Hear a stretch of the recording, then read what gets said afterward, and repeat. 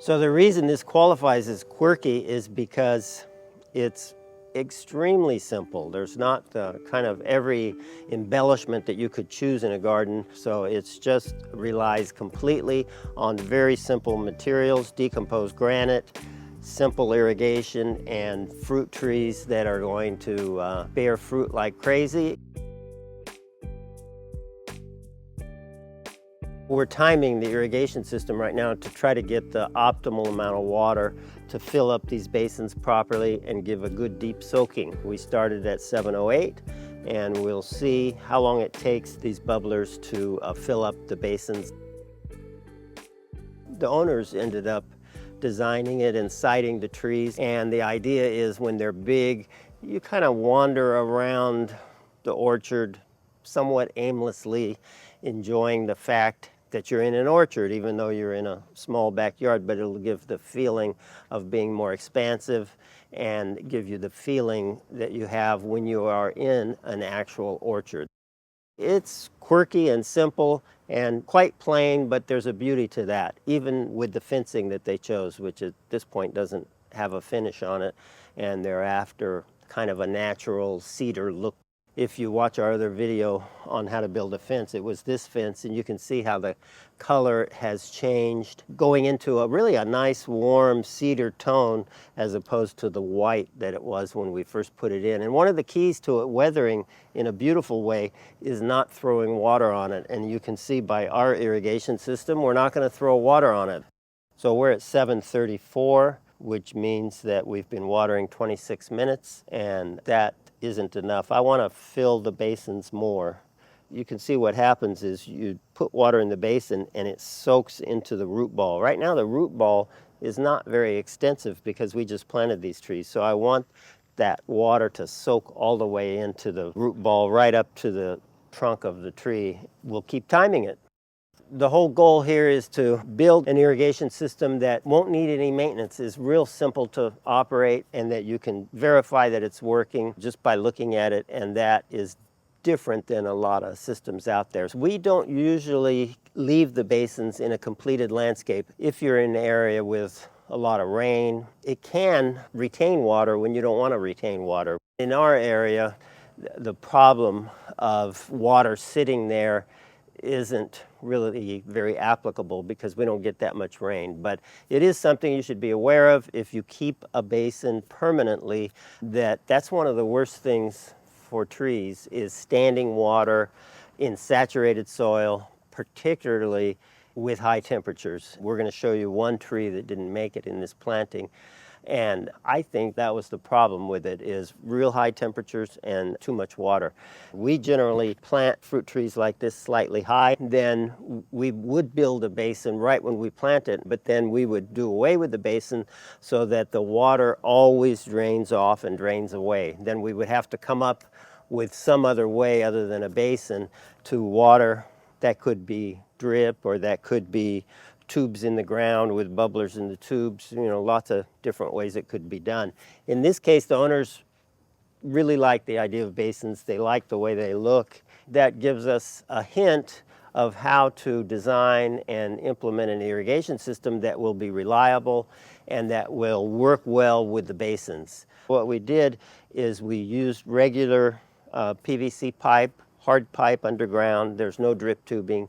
We put them on 4-inch pop-ups, so the sprinklers come on, they pop up, and water comes out the top. Each one of those bubblers is 1/4 gallon per minute. So at each tree, we have a 1/2 gallon per minute being delivered. From a bubbler standpoint, we're actually applying the water relatively slowly, which is good. We can completely saturate that soil. Okay, so let's look at all the trees and talk about the various issues with each.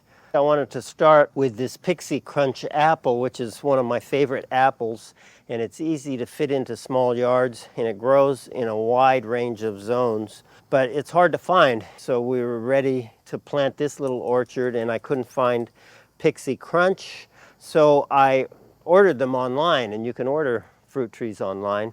They actually came out of Michigan.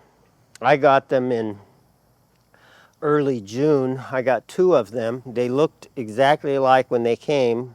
no leaves, they were shipped bare root, and only one of the two sprouted. The second one did not sprout and doesn't look like it's going to sprout, although when they came, they looked identical. It reminds me of Honeycrisp.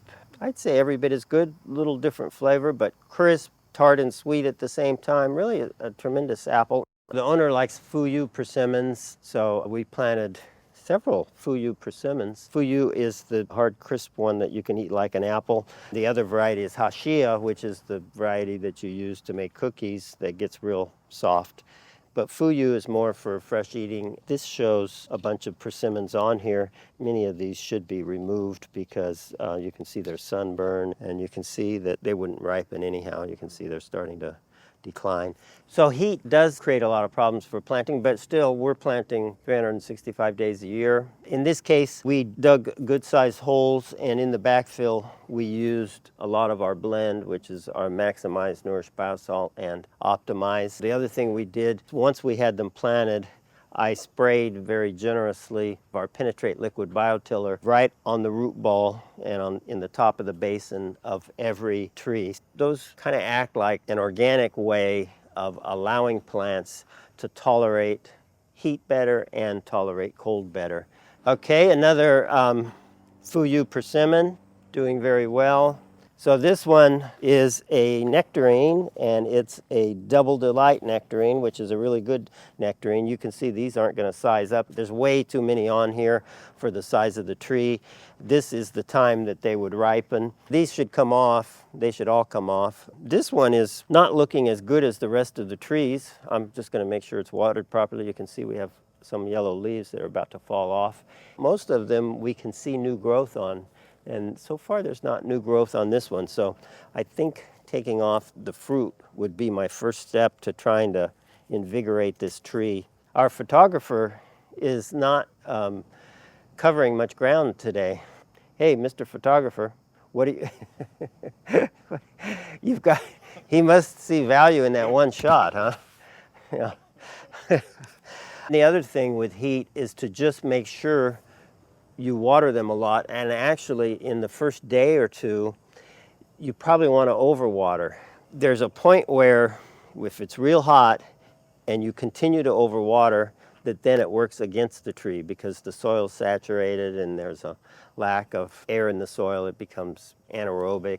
That can kill trees and new plants faster than anything, that combination of heat and overwatering. Now, not in the first day. It's impossible to overwater in the first day, not even in the second or the third day. But after about a week, the tendency is to look at the trees, and if they just don't look quite as perky as you would like, the first thing you can think of, since it's hot and you're hot and everything seems miserable, hey, let's water them. I'm going to really care for them. And I think that's what happened to the one tree that died, that we were trying to make sure it got enough water and the soil was too saturated. Then this is the tree. It's a self-fertile cherry called Stella, I think. Yeah, Stella cherry, doesn't need a pollinizer. I believe when it was real hot, this was overwatered and stayed saturated. So this is a casualty, which planting in the middle of the summer and then having really hot weather right after we planted, losing one isn't unheard of. We have an Alberta peach, which is kind of an old-fashioned style peach. This tree has one on it, and that will be ripening probably in another month or so. It's doing well, no pests or diseases. At this stage of the tree, you can really check because you're right at eye level with them. We planted all of these semi-dwarf so they don't get too big, and you can, with aggressive pruning, keep them at a fairly low level. And I like that in a fruit tree orchard because then the fruit isn't at a real high level and difficult to pick. And then another fuji persimmon, so we've got 3 persimmons. Actually, I think we have a 4th too. And then this is a Fuji apple. Fuji, you know, as I said, not that many varieties of apple really do great in Fresno. Fuji apple does fantastic in Fresno, and this one's doing great, got a lot of new growth, looks completely happy, so that's what we want them all to look like. This plum cot, which is a cross between a plum and an apricot, And I have never planted a plum cot before, but the owner found it.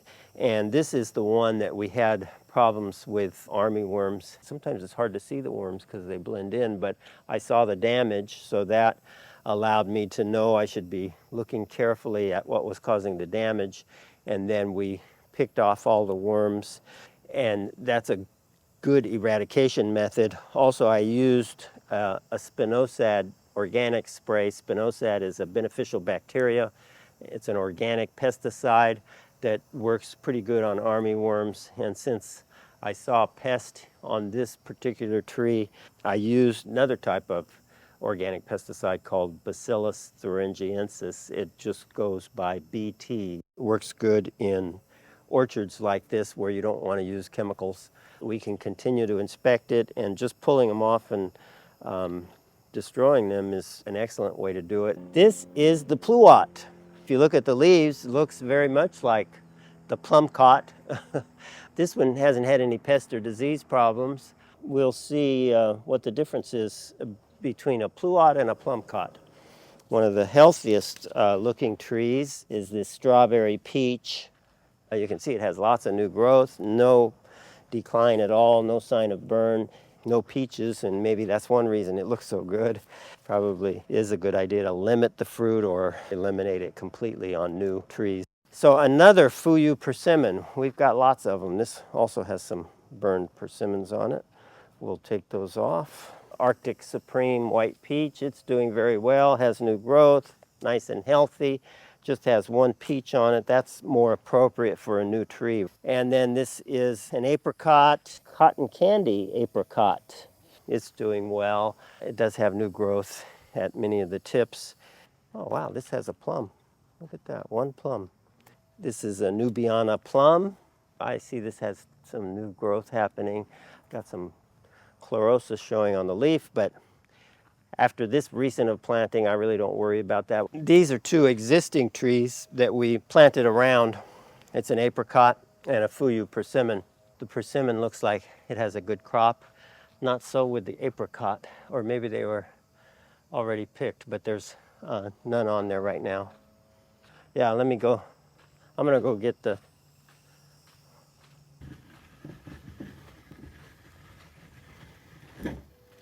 7:08,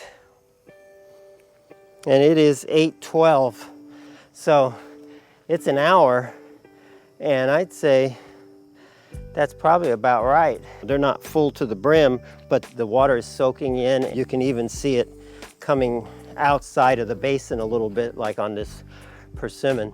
So I think what I might do is set them each for an hour, or maybe even an hour and 10 minutes to go exactly what this will look like. And that's a good deep watering. If I did that, I think we could get by even on these 100-degree days with just twice a week watering, Tuesday and Saturday. Now that's, dependent on your soil and what kind of irrigation system you have. But we've been monitoring this, and I think that'll work good here. So that's your orchard tour. Let us know if you have any questions. If you need any help on your own orchard, let us know. So since this nectarine isn't progressing quite as well as I'd like, I'm going to check on the water. I'll go right near the root ball here. And let's see. The water is just about right. It's moist. It's pretty good. Sometimes it's hard to tell if everything's getting water properly. If you use a soil probe, you can go right in where the roots are, next to the roots, and see if you think it's properly watered. And this tree that I checked is, and this one that I thought was too much water is still a little wet.